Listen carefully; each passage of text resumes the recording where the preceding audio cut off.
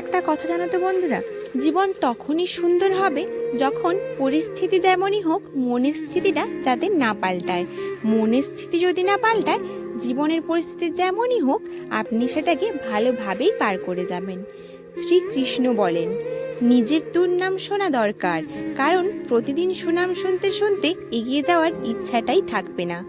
তো নমস্কার আমার প্রিয় বন্ধুরা, কি অবস্থা, কেমন আছো তোমরা সবাই? আশা করছি যে যেখানেই রয়েছো সকলে ভালো রয়েছো এবং সুস্থ রয়েছো। মেদিনীপুরের এই ছোট্ট গ্রাম থেকে আমি আমার চ্যানেল অভিনব ক্রিয়েশনে তোমাদের সকলকে জানাই আবারও একবার অনেক অনেক স্বাগত, অনেক অনেক ভালোবাসা।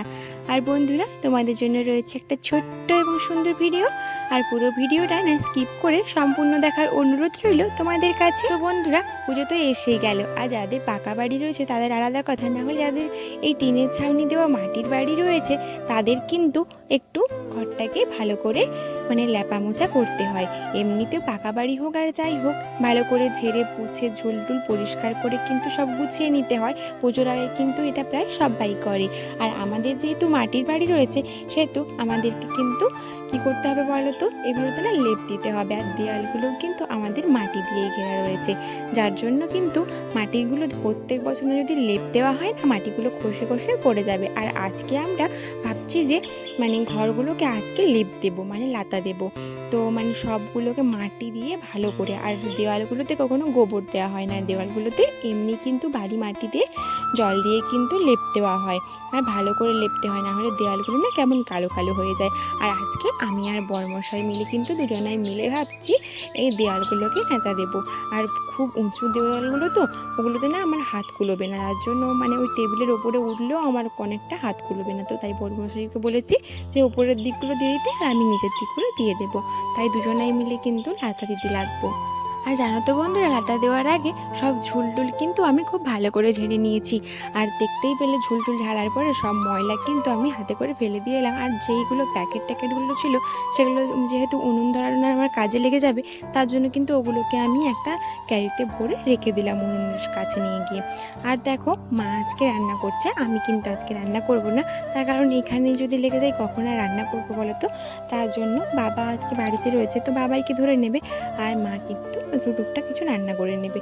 আর বরমশাইয়ের খুব মাংস খেতে ইচ্ছে করছিল, ও যেহেতু এর পরের দিন ডিউটি চলে যাবে, তার জন্য কিন্তু যেদিন ডিউটি যায় তার আগের দিন একটু মাংস এনে খায়। তো আজকে কিন্তু মাংস আর ভাত রান্না হচ্ছে, আর কিছু তেমন কিছু রান্না হয়নি। তারপর দেখো, লাতা দিতে দিতে আমরা দেখে নিচ্ছিলাম যে কোনো জায়গায় কোনো বাকি থেকে গেল কিনা, কোনো জায়গায় হয়তো চলে যেতেও তো পারে, লাতার না দেওয়া হতে পারে, তো দেখে নিচ্ছিলাম।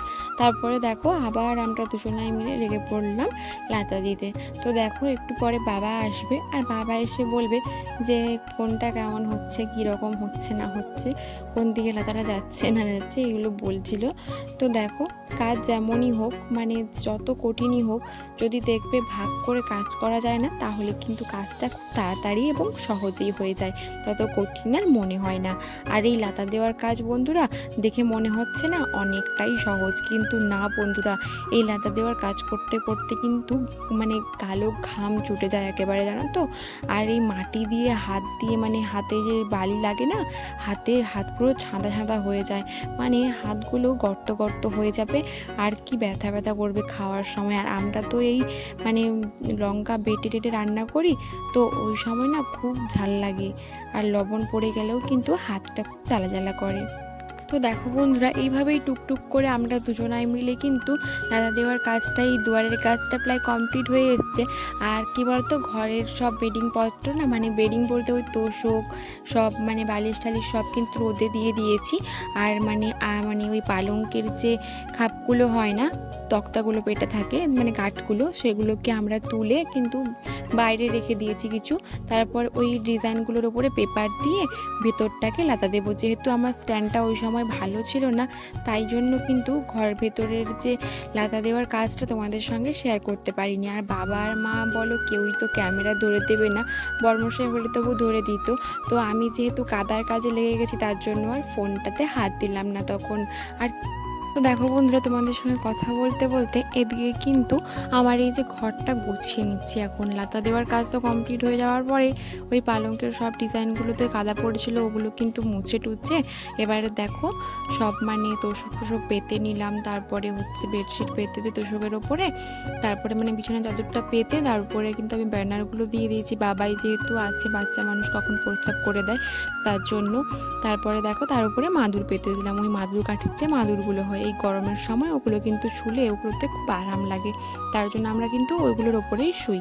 তো দেখো আমি সব গুছিয়ে নিলাম, আর ঘরটাকে দেখো মানে পুরো ফাঁকা ফাঁকা, টেবিল সব বের করে দিয়েছি তো, আর আলাদা দেওয়া হয়ে গেছে, খুব সুন্দর লাগছে। আর এদিকে দেখো বন্ধুরা, টেবিলটাকেও আমি গুছিয়ে নিয়েছি, মোটামুটি যে জিনিসগুলো ছিল সেগুলোকে মোটামুটি মুছে টুছে রেখে দিলাম।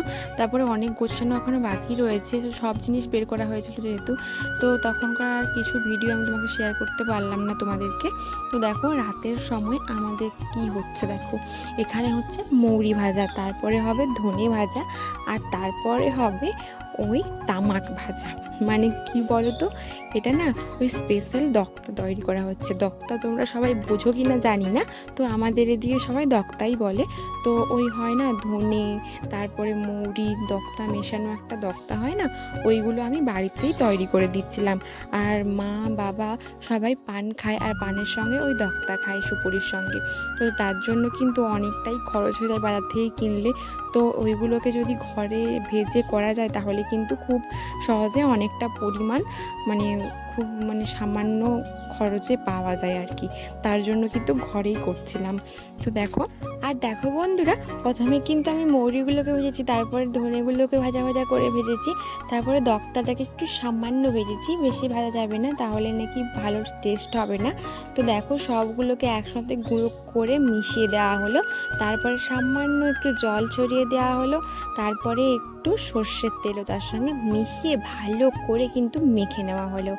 আবার তারপর কি করতে হবে, তারপর আবারও কড়াইতে দিয়ে ভালো করে নাড়াচাড়া দিতে হবে। তো একটু সামান্য একটুখানি নেড়েই নামিয়ে নিতে হবে, তাহলে কিন্তু স্পেশাল দক্তা কিন্তু রেডি হয়ে যাবে। আর এটা কিন্তু মা বলে বলে দিচ্ছিল, আমি করছিলাম। তো দেখতেই পেলে যে আমাদের ঘরে কত নেশারু লোক রয়েছে। তো দেখো বন্ধুরা, আমি কিন্তু বিকেল মানে সন্ধ্যা নেমে আসছে এরকম টাইমেই কিন্তু ভাতটা চাপিয়ে দিয়েছিলাম। মানে তার আগে এই দোক্তাটা ভেজে নিলাম, তারপরে ভাত চাপিয়ে দিয়েছি। আর একদিকে দেখো এই যে সামুদ্রিক মাছগুলো ভাজছি, নোনার মাছগুলো, এই নোনার মাছের ঝাল হবে আর হবে বেগুন ভাজা। তো দেখো এখন নোনার মাছগুলোকে খুব কড়া করে ভেজে নিচ্ছি। তো দুপুরে যেহেতু মাংস ছিল, আর এটা আগেকার দিনকার মাছ, তো মানে আমাদের হাটে পাওয়া যায় মাছগুলো, সবসময় বাজারে পাওয়া যায় না। তো দেখো হাট থেকে এনেছিল, যেহেতু বাসি হয়ে গেছে সবগুলো, একটা মাখা মাখা ঝাল বানাবো। আর এদিকে করছি দেখো বেগুন ভাজা, বড়মশাই বেগুন ভাজাটা খেতে কিন্তু খুব ভালোবাসে। তাড়াতাড়ি করে রান্না করার কারণটা কি বলো তো বন্ধুরা, তাড়াতাড়ি করে রান্না করছি তার কারণ হলো আজকে না যাবো মেলাতে। আর দেখো এখন মেলাতে পৌঁছেও গেছি, আর মেলাতে দেখো একটু ঘোরাঘুরি করছিলাম, একটা অনুষ্ঠান হচ্ছিলো সেখানেও একটু দেখছিলাম। তো যাই হোক, এখানে না বিশ্বকর্মা পুজোর মেলাটা 8 দিন বসে। আমাদের বাড়ি থেকে যদিও একটু দূরে 5-6 কিলোমিটার যেতে হয়, তবুও বড়মশাই বললে তাড়াতাড়ি করে রান্না করে ফেলো, আমি একটু তোমাকে ঘুরিয়ে নিয়ে আসবো। ও একটু টুকটাক ঘোরাঘুরি করে, বাবাইকে কিন্তু আনিনি জানো তো, আজকে ওয়েদারটা খুব খারাপ ছিল, মেঘলা মেঘলা হয়ে গেছিলো সন্ধ্যার দিকে। তারপর হচ্ছে বাবাই ঘুমিয়ে পড়েছিল, একটু ঘুরেই আমরা কিন্তু চলে গেছি। আর কিছুই তেমন খাওয়া হয়নি, যেহেতু বাড়ি থেকে আমরা খেয়ে এসেছিলাম ভাত। বাবাইয়ের জন্য দুটো খেলনা নিয়েছিলাম, আর আমি কিছুই নিইনি। আর বড়মশাই দেখো এখানে একটা ওই কোমরের বেল্টগুলো কিনছে। তারপরেই কিন্তু আমরা বাড়ি চলে গেছিলাম একটু মিষ্টি নিয়ে। তো যাই হোক।